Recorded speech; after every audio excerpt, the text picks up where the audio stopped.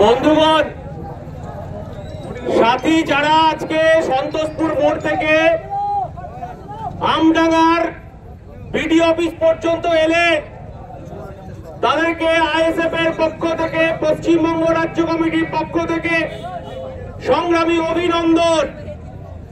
অভিনন্দন এই কারণেই, অনেক মিডিয়া বলতে শুরু করেছিল যে আমডাঙ্গায় আইএসএফ ফিনিশ।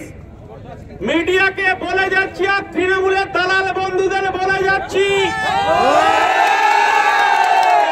ঘন্টার নোটিশে আবার আমডাঙ্গায় রাজপথ কাঁপাচ্ছে আইএসএফ। আমরা তিলোত্তমার বিচার চাইছি, কারণ এই আমডাঙ্গায় সাধারণ নাগরিকের তাদের নিরাপত্তা নেই, আমডাঙ্গা হসপিটালের নিরাপত্তা নেই, সেখানে কোনো ডাক্তারের নিরাপত্তা নেই, আর আমার আমডাঙ্গার মায়েদের বোনেদেরও নিরাপত্তা নেই। কারণ এই মমতা বন্দ্যোপাধ্যায় বলেছিল বাংলা নিজের মেয়েকে চায়, আর এই মমতা বন্দ্যোপাধ্যায় 1000 টাকা দিয়ে আমার মায়ের ইজ্জতকে কিনতে চেয়েছিল, আর তিলোত্তমা দেখিয়ে দিল যে এই বাংলার আমার মায়েদের নিরাপত্তা নেই। তাই মমতা বন্দ্যোপাধ্যায়ের পদত্যাগ চাই। আমরা ইন্ডিয়ান সেকুলার ফ্রন্ট আগামীকাল শিয়ালদা থেকে আমরা আরজিকর পর্যন্ত আমরা মিছিলের ডাক দিয়েছি। আমার বাংলার বিধায়ক, বাংলার পাল আইএসএফ এর চেয়ারম্যান সেই মিছিলে হাঁটবে, এই আমডাঙ্গাও সেই মিছিলে হাঁটবে। এই কথাটা আপনাদেরকে বলতে চাইছি। তৃণমূল কংগ্রেসের আজকে এমপি এমএলএ আপনারা শুনে যান, এই আমডাঙ্গায় ভোট লুট হয়েছে, ব্যারাকপুরে ভোট লুট হয়েছে, ব্যারাকপুরে ভোট লুট করে তৃণমূলকে জেতানো যায়। আইএসএফ কে এই আমডাঙ্গার বুক থেকে খতম করার ক্ষমতা তৃণমূল কংগ্রেসের নেই।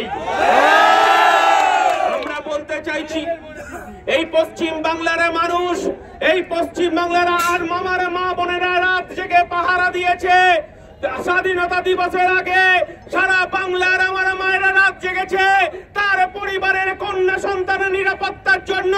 কারণ এই মমতা ব্যানার্জি চাকরি চুরি করেছে, এই মমতা ব্যানার্জি জব কার্ড চুরি করেছে, এই বাংলার আমার মা বোনদের ইজ্জত লুণ্ঠন করেছে, আর এই মমতা বন্দ্যোপাধ্যায় ধর্ষকদের আড়াল করতে চাইছে।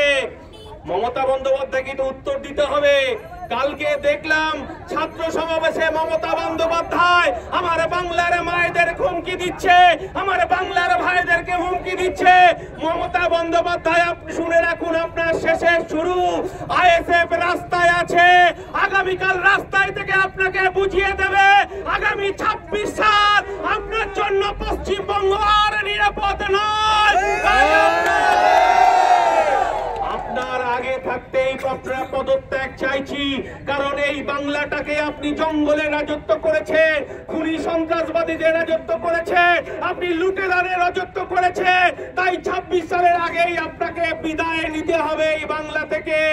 আইএসএফ কালকে রাস্তায় থাকছে, আপনার কি কারণে আপনি আমার বোনের খুনিদেরকে আড়াল করতে চাইছেন? সন্দীপ ঘোষ আপনার কে হয় যে অধ্যক্ষকে আপনি 5 ঘন্টার মধ্যে আপনি আবার মেডিকেল কলেজে তাকে আবার আপনি তাদেরকে আবার ডিউটি করতে দেন? এই বাংলার মানুষ বুঝতে পারছে এই লুটেরাদের সঙ্গে আপনার সম্পর্ক, এই ধাপ্পাবাজদের সঙ্গে আপনার সম্পর্ক, এই চিটিংবাজদের সঙ্গে আপনার সম্পর্ক। বাংলার মানুষের অধিকারকে লুট করেছে, বাংলার মানুষের অর্থনৈতিক বুনিয়াদকে লুট করেছে। তাই আমরা আপনার পদত্যাগ চাইছি।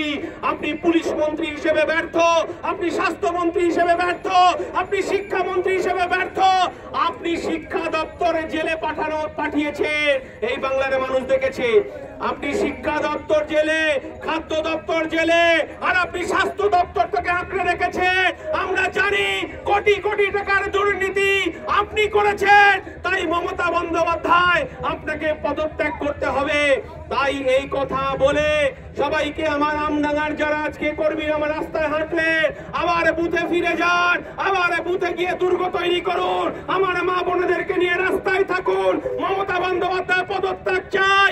এই আমডাঙ্গার বুকে বোমাবাজি নয়, আমার এই আমডাঙ্গা বোমাডাঙ্গায় পরিণত করেছেন। আমডাঙ্গায় শান্তি প্রতিষ্ঠার জন্য, শান্তিতে বেঁচে থাকার জন্য, আবার সুন্দর আমডাঙ্গা গঠনের জন্য এই আইএসএফ কর্মীদেরকে এই রাস্তায় থাকতে হবে। তাই আইএসএফ বিকল্প। সবাইকে সংগ্রামী অভিনন্দন জানিয়ে আমার বক্তব্য শেষ করছি। যারা মিটিং এ হাঁটলেন তাদেরকে আবার অভিনন্দন জানাচ্ছি। আবার আপনাদের সঙ্গে আগামীকাল শিয়ালদায় 4টের সময় দেখা হচ্ছে। আমরা আরজি করার অভিমুখে যাব মমতা বন্দ্যোপাধ্যায়ের পদত্যাগের দাবি নিয়ে। সবাই ভালো থাকবে, সুস্থ থাকবে। ইন্ডিয়ান সেকুলার ফ্রন্ট জিন্দাবাদ।